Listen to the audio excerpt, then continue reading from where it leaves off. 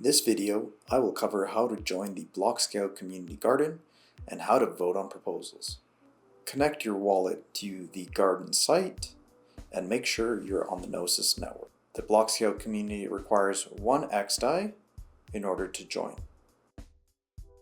Click on Register in Community and confirm in your wallet.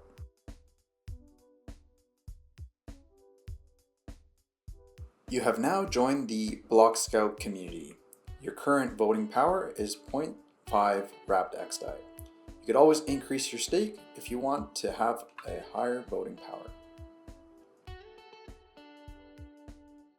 Next, we're going to check out the funding pool proposals and see what is available to vote on.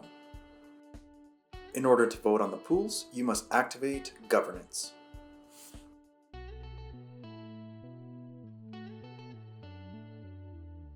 Click on Manage Support in order to vote on the proposals that you align with the most.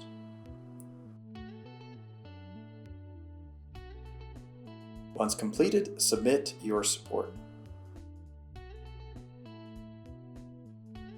That's all. That's how you vote on the Blockscout Community Garden. Catch me on the next video for how to create proposals. See you on the next one.